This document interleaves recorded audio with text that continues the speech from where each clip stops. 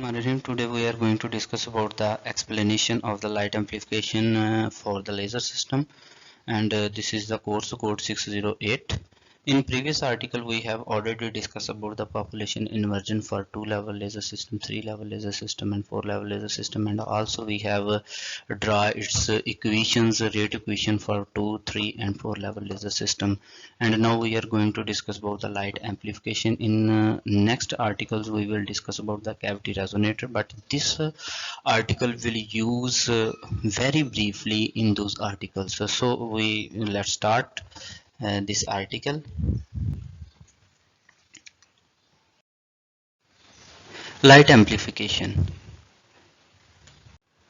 इस आर्टिकल को स्टार्ट करने से पहले हमें यह जानना ज़रूरी है कि एक्टिव मीडियम क्या होता है, कैविटी रेजोनेटर क्या होता है, इसके अलावा एक्टिव सेंटर्स कौन से होते हैं, मेटास्टेबल स्टेट्स कौन सी होती हैं। इनमें से बहुत सारी चीज़ें तो हम ऑलरेडी डिस्कस कर चुके हैं, लेकिन उनमें से चंद चीज़ें रहती हैं वो हम अभी डिस्कस कर लेते हैं। तो सबसे पहले हम डिस्कस करते हैं एक्टिव सेंटर्स क्या होते हैं और इसके अलावा एक्टिव मीडियम क्या होता है। जिस तरह कि हम जानते हैं कि कोई भी सिस्टम है वो लेज़र ऑपरेशन के लिए कुछ ऐसे मीडियम्स होते हैं जो कि सूटेबल होते हैं, कुछ ऐसे होते हैं जो कि सूटेबल नहीं होते। लेकिन एक मीडियम जो कि जिसमें different species of the atoms available होती हैं। अब कोई भी एटम है उसमें स्पीशीज, कोई भी मटेरियल उसमें species of the atom are will be available. So उनमें से कुछ एटम ऐसे होंगे जो कि लेज़र एक्शन के लिए पॉसिबल होंगे और कुछ पॉसिबल नहीं होंगे। हम ये कह सकते हैं कि only a small fraction of atom of a particular species are suitable for the stimulated emission and laser action, यानी कि उनमें से जो कुछ पार्ट होगा वो लेज़र एक्शन के लिए पॉसिबल होगा और कुछ पार्ट लेज़र एक्शन के लिए पॉसिबल नहीं होगा। लेकिन अब देखें यहाँ पे क्या होना है कि ऐसे एटम्स जो कि लाइट एम्प्लीफिकेशंस के लिए पॉसिबल हैं, जो कि लाइट एम्प्लीफिकेशन में हिस्सा ले सकते हैं, उनको हम एक्टिव सेंटर्स का नाम देते हैं। अब बाकी जो बचेंगे वो क्या करेंगे, वो एज अ होस्ट काम करेंगे और बाकी वो वही उनको सहारा भी, उनको सपोर्ट भी करेंगे, सहारा भी देंगे। दोबारा सुने कि कोई भी मीडियम है, हम ये नहीं कह सकते कि ये वाला मीडियम डेफिनेटली बात है कि लेजर एक्शन में हिस्सा लेगा, मे बी वो ना लेता हो। कुछ ऐसे होंगे जो हिस्सा लेते हैं, कुछ ऐसे हिस्सा नहीं लेते।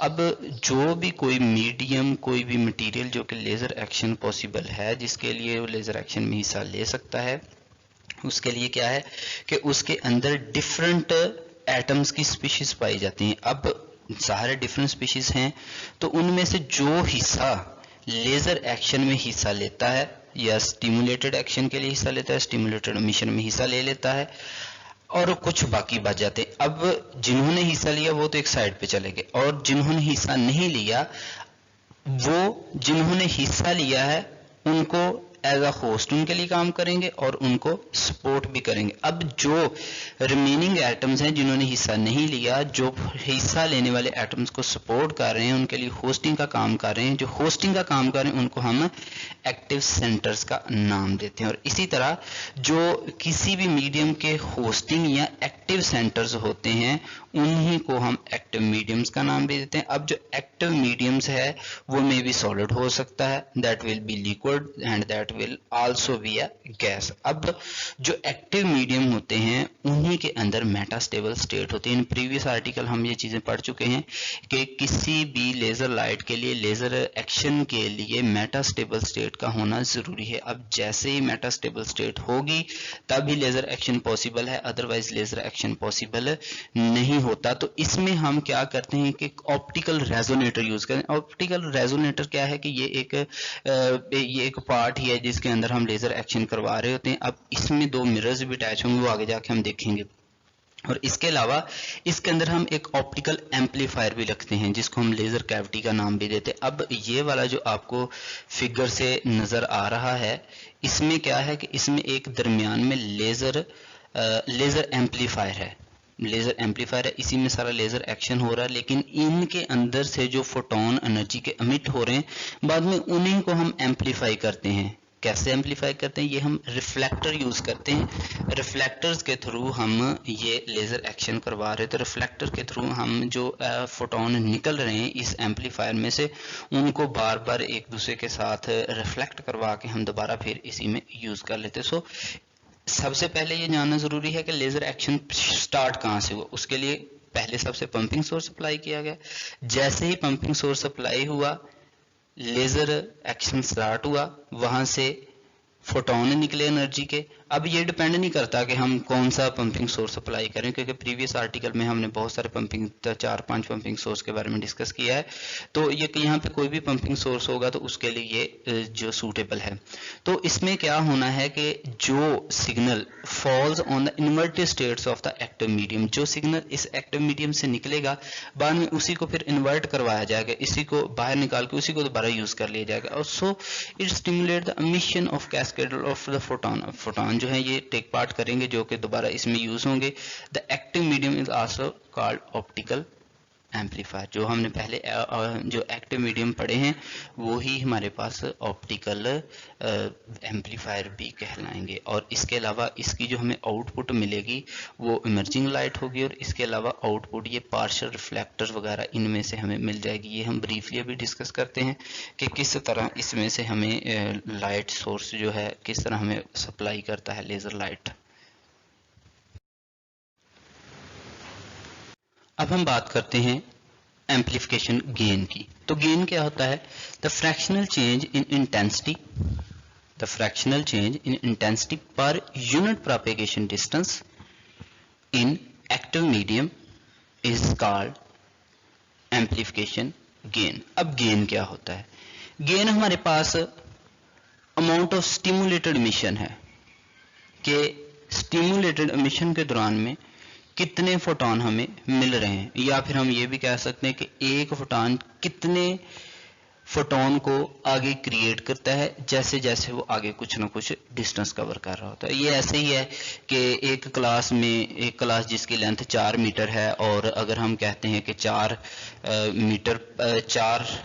स्टूडेंट पर 1 मीटर ये एक गेन होगा। तो क्या करना है कि 1 मीटर तक डिस्टेंस कवर किया, वहां से 4 लोगों को सेपरेट कर लिया, फिर दूसरे तरफ गए, दूसरा मीटर कवर किया, वहां से 4 लोगों को इकट्ठा कर लिया, फिर आगे 4, फिर आगे 4, यानी कि हर 1 मीटर के बाद हमने 4 लोगों को इकट्ठा करना था। अब देखें यहाँ पे अगर गेन हमारे पास है 4 पर सेंटीमीटर, तो क्या होना है कि इसका मतलब यह है कि 1 photon produce 4 photon for each centimetre. Her centimetre में से जितना उसने डिस्टेंस कवर करना, फॉर एग्जांपल के अभी स्टार्ट ही से कैविटी के स्टार्ट से लेकर 1 सेंटीमीटर तक डिस्टेंस कवर किया है, तो वहां से 4 फोटोन क्रिएट कर दिए।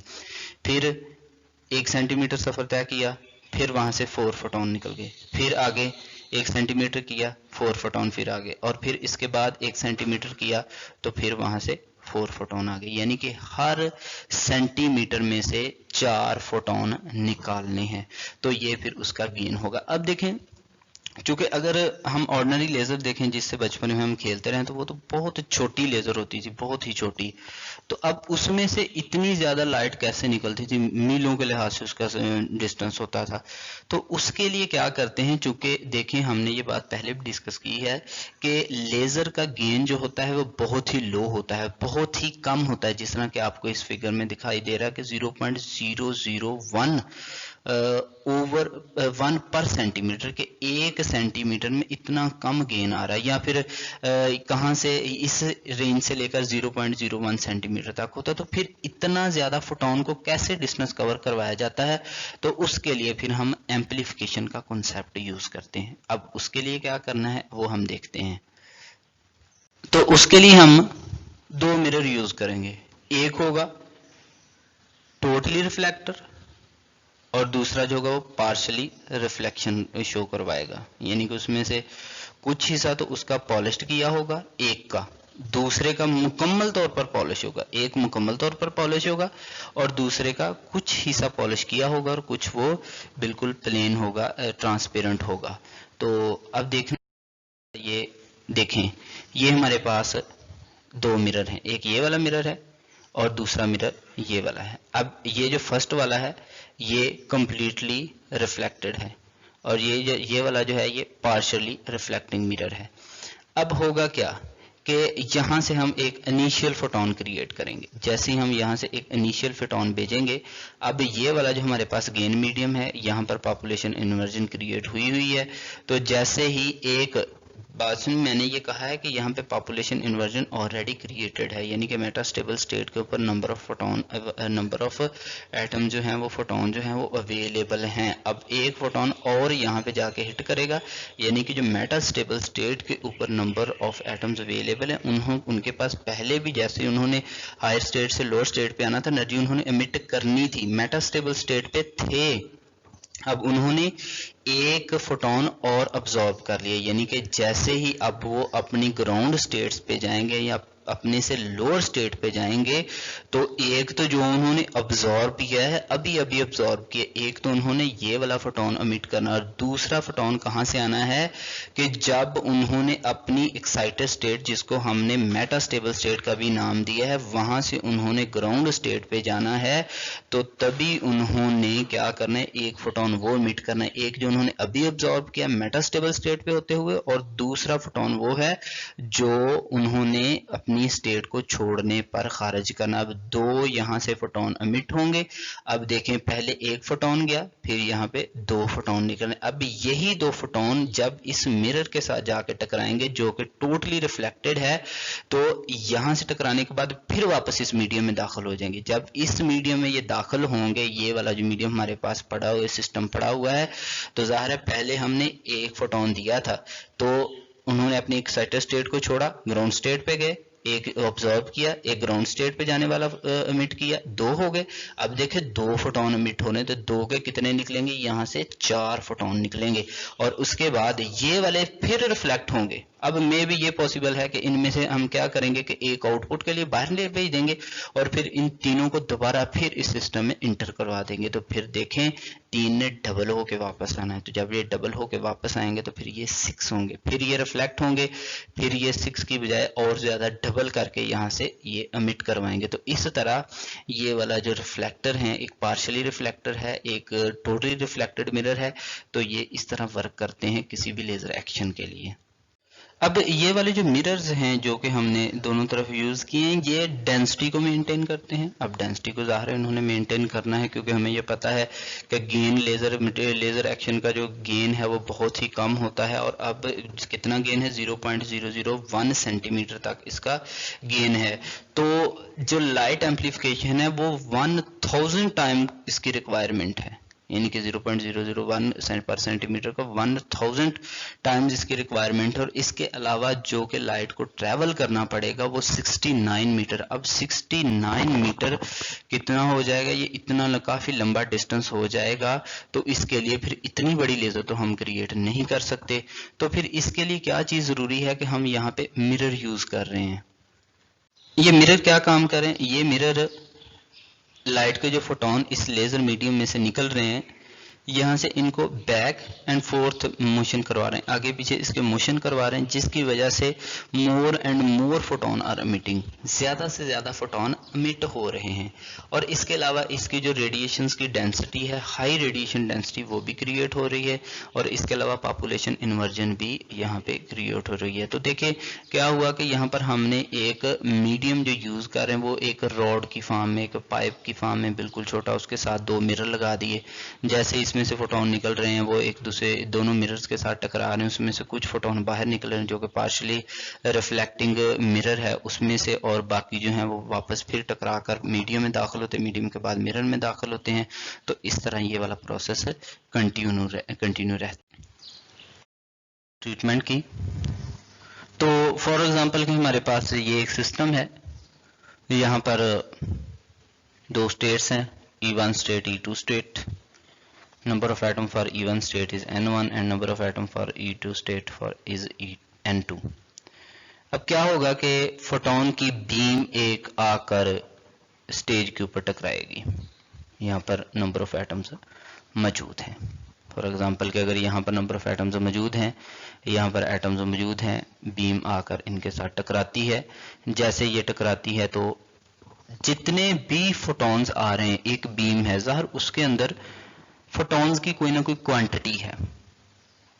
अब क्वांटिटी में से क्या होना है, कुछ फोटोन अब्जॉर्ब हो जाने हैं, जो अब्जॉर्ब होंगे उनकी वजह से ज़ाहिर है बीम में फोटॉन की तादाद की में कमी तो आनी है।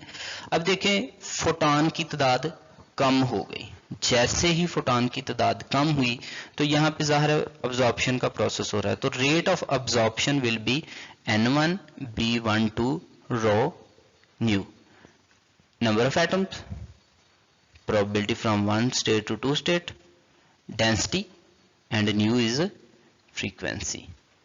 अब चूंकि इसमें से तादाद कम हो रही है फोटॉन्स की, तो हमने क्या किया कि photon removed from the beam per unit time कि कितने टाइम के लिए कितने नंबर ऑफ फोटॉन जो हैं वो हमारे पास कम हो रहे हैं, उनको हमने इस इक्वेशन का नाम दे दिया। अब देखें दूसरी स्टेट जो है वहां पे क्या हुआ, rate for the stimulated emission, stimulated emission जो हो रही है उसके लिए हमारे पास नंबर ऑफ फोटॉन ऐड हो रहे हैं, किसमें, जो बीम प्रीवियसली आई थी। लास्ट स्लाइड में हमने ये चीज देखी है कि दो मिरर थे, एक रिफ्लेक्टिंग मिरर था, एक टोटली रिफ्लेक्टेड था, एक पार्शियली रिफ्लेक्टिंग मिरर था।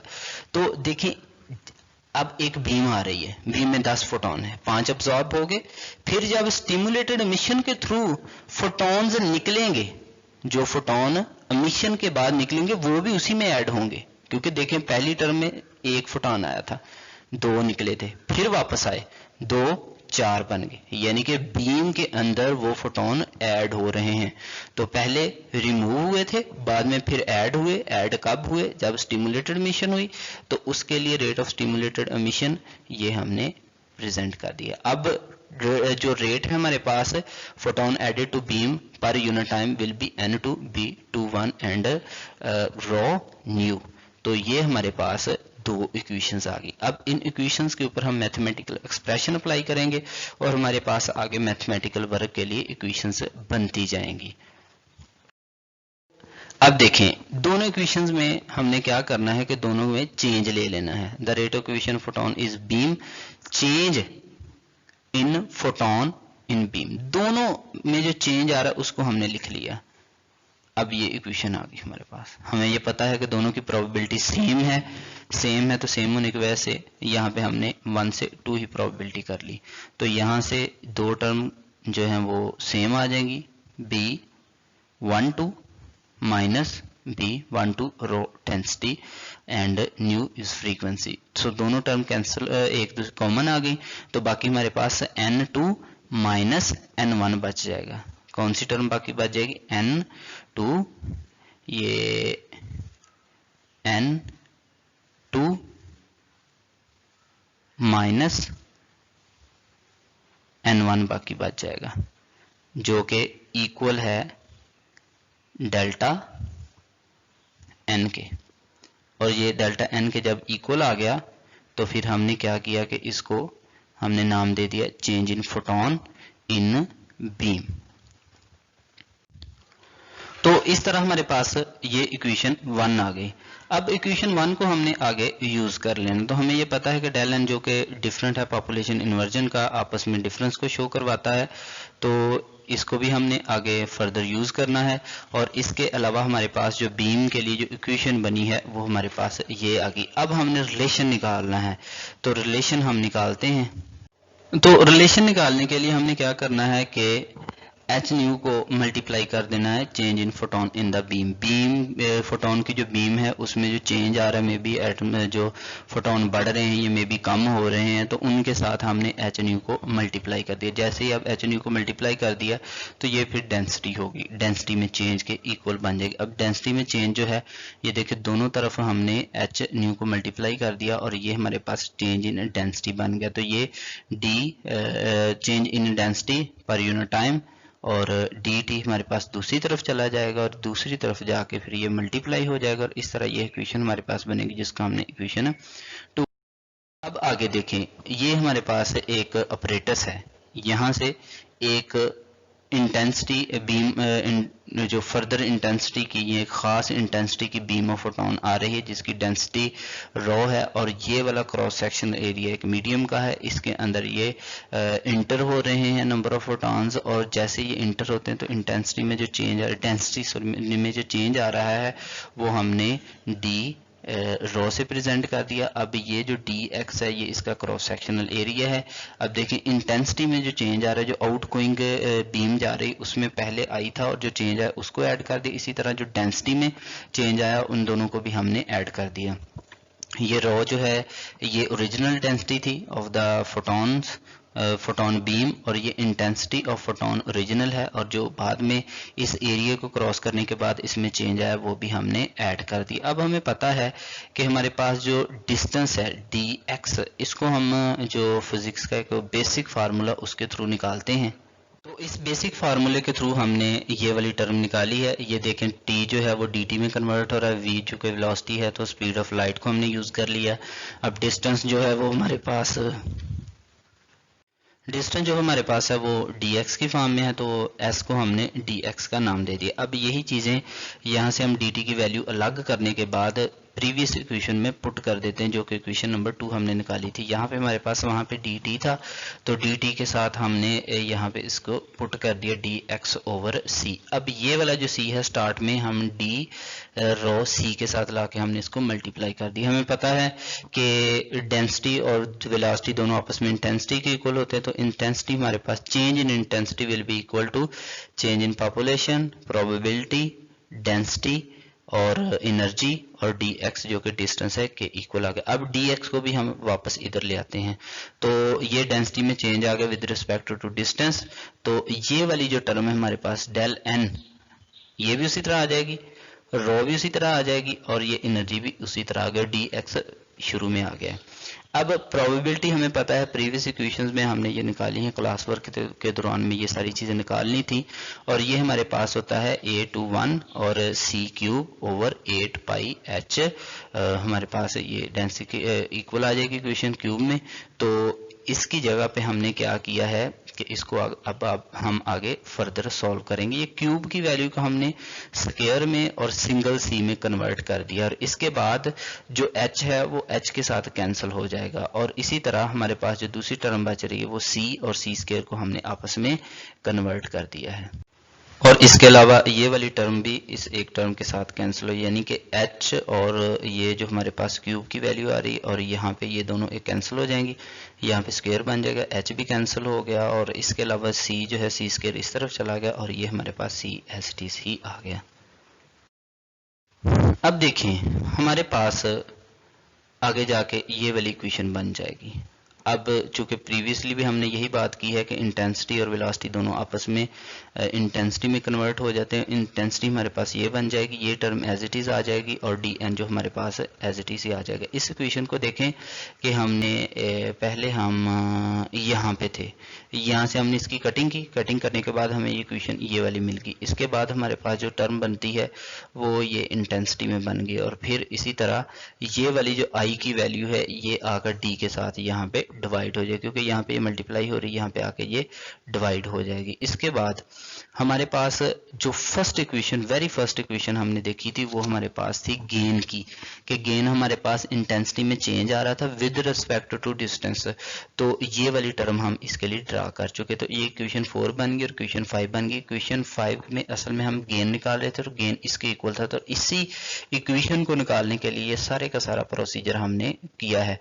तो देखें ये वाली टर्म, इन दोनों को हम आपस में कंपेयर करवा लेंगे, और कंपेयर करवाने के बाद हमारे पास गेन की वैल्यू ये आ जाएगी। तो देखें यहाँ पे जो गैमा है ये हमारे पास कोएफिशिएंट है गेन का, और इसके अलावा डेल n जो है ये पॉपुलेशन को ज़ाहिर कर रहा है from E2 state to E1 state. तो ये हमारे पास इक्वेशन बन गई। अब आगे देखते हैं हमने क्या करना है। अब यहाँ पे देखें ये जो टर्म्स हैं ये हमने किस तरह ड्रा की हैं, और किस तरह इनकी हम वैल्यूज निकालते हैं, और किस तरह इनका आगे यूज होना है। तो हमारे पास 4 टर्म्स हैं, 1 2 3 4। फर्स्ट टर्म में ये कहता है कि non equilibrium distribution of the atoms हमें रिक्वायर्ड है, यानी कि जो हमारे पास स्टेजेस हैं E1 स्टेज, E2 स्टेज, चूँकि हम बात इन दोनों स्टेजेस की कर रहे हैं, तो वहाँ पर इक्विलिब्रियम नहीं होनी चाहिए, वहाँ पे इक्विलिब्रियम एटम्स की हमने ख़त्म करनी, यानी कि N2 स्टेज के ऊपर एटम नंबर ऑफ एटम्स ज़्यादा होने चाहिए N1 से, N1 के कम और N2 के ज़्यादा होने चाहिए, यानी कि जो एक्साइटेड स्टेट है उसके ऊपर नंबर ऑफ एटम्स हमेशा ज़्यादा होंगे, तो फिर ही हमें जो मैक्सिमम गेन मिलेगा। इसके बाद दूसरी कंडीशन ये है कि non equilibrium distribution of atoms in active medium is created by the pumping. और ये वाली जो कंडीशन है नॉन इक्विलिब्रियम की, वो हम पंपिंग सोर्स के थ्रू इसको ख़त्म करते हैं अगर हो भी तो देखिए कैसे ख़त्म करनी है कि अगर 10 नीचे हैं 10 ही ऊपर हैं, ये दोनों इक्विलिब्रियम स्टेट में हैं, तो पंपिंग सोर्स ग्राउंड स्टेट के ऊपर अप्लाई किया तो यहाँ से एटम्स को अपलिफ्ट कर दिया गया। और इसके अलावा हमारे पास जो हाई एम्पलीफिकेशन गेन है, ये हमारे पास प्रोबेबिलिटी ऑफ स्पॉन्टेनियस के लिए भी ये ज़्यादा ही होता है। High amplification gain needs larger probability, जितना ज़्यादा हमें गेन चाहिए उतनी ही हमारे पास प्रोबेबिलिटी ऑफ स्पॉन्टेनियस एमिशन वो भी ज़्यादा होनी चाहिए। इसके बाद इक्वेशन नंबर 7 ने ये वाज़े तौर पर बयान कर दिया है कि जितनी हमारे पास फ्रीक्वेंसी कम होगी गेन की वैल्यू हमें उतनी ही ज़्यादा मिलेगी, क्योंकि जो हमारे पास फ्रीक्वेंसी थी वो बार के नीचे थी और वो स्क्वायर फॉर्म में थी। तो इससे यही ज़ाहिर होता है कि जितनी हमारे पास फ्रीक्वेंसी कम है उतना गेन ज़्यादा होगा, जितनी फ्रीक्वेंसी ज़्यादा उतना ही गेन हमारे पास कम होगा। तो अब हम आगे वाला ट्रीटमेंट इसका मैथमेटिकल वर्क करते हैं। तो चूँकि ये इक्वेशन हमारे पास निकल आई है, यहाँ से हमने जो इंटेंसिटी है उसका जो चेंज है वो हमने सेपरेट कर लेना है, और इसके अलावा गेन और डिस्टेंस को हमने सेपरेट कर लेना है। सेपरेट करने के बाद इसी इक्वेशन के ऊपर हमने मैथमेटिकल वर्क अप्लाई किया जो कि इंटीग्रेशन की फॉर्म में है। अब देखें इंटेंसिटी आई नॉट टू आई, ये इनिशियल इंटेंसिटी है आई नॉट और ये फाइनल इंटेंसिटी है। तो देखें इसमें हमने क्या किया है कि इंटीग्रेशन को अप्लाई की, दोनों तरफ अप्लाई कर दी। ये हमारे पास गेन जो है ये सेपरेट हो जाएगा और इसी तरह डी एक्स के ऊपर वैल्यू पुट करेंगे। बाकी चूँकि हमारे पास इसकी जो लिमिट है वो 0 से x की तरफ है, जब 0 पुट करेंगे तो सारी टर्म 0 हो जाएगा, और इस तरह जब हम x पुट करेंगे तो ये हमारे पास x आ जाएगा। और इसी तरह यहाँ पे ये लॉग का फंक्शन बन जाएगा और आई नॉट से i की तरफ, चूँकि देखें इनिशियल जो फर्स्ट टर्म वो हमने ले ली है तो इन दोनों को आपस में माइनस किया, क्योंकि लॉग पहले यहाँ पे इंटीग्रल अप्लाई किया। अब यहाँ पे लॉग का लॉ अप्लाई होगा, लॉग के अप्लाई ने इस लॉग लॉ ने इस इक्वेशंस को क्या किया है कि इसको मर्ज कर दिया डिवीजन फॉर्म में, चूँकि माइनस डिवीजन में कन्वर्ट हो जाता है। तो यहाँ पर हमारे पास जो इक्वेशन है वो ln1 i over I naught आ गया। अब यहाँ पे फिर हमने इसको ख़त्म करने के लिए एंटी लॉग अप्लाई किया, एंटी लॉग ने इस लॉग को ख़त्म कर दिया और इसको e की पावर में कन्वर्ट कर दिया। अब i जो है ये दूसरी तरफ चला जाएगा और हमारे पास जो न्यू टर्म आएगी i is equal to I naught e raise पर gain x, x is the distance जो कि चेंज डिस्टेंस में चेंज था। और इस तरह हम ये कह सकते हैं कि infinite increase of gain is unphysical, unphysical होगा indefinite increase of gain, gain में जो इंक्रीज आ रहा है वो हमारे पास अनफिजिकल है। और इसी तरह जो dn है जो हमारे पास पॉपुलेशन है ये भी हमारे पास डिक्रीज होती है with the passage of time. और इस तरह पंपिंग ये भी रिक्वायर्ड है, क्योंकि यहाँ पर हमारे पास pumping is required to contract decrease in del n। और इसी तरह जो क्रॉस सेक्शन गेन आएगा वो हमारे पास इस फॉर्म में आ जाएगा। ये हमने प्रीवियस इक्वेशन निकाल ली है। इस सारी की सारी टर्म को हमने सिग्मा न्यू का नाम दे दिया जो कि गेन क्रॉस सेक्शन है। अब इसकी हम वैल्यू, तो ये वाली वैल्यू आ गई हमारे पास गेन क्रॉस सेक्शन के लिए।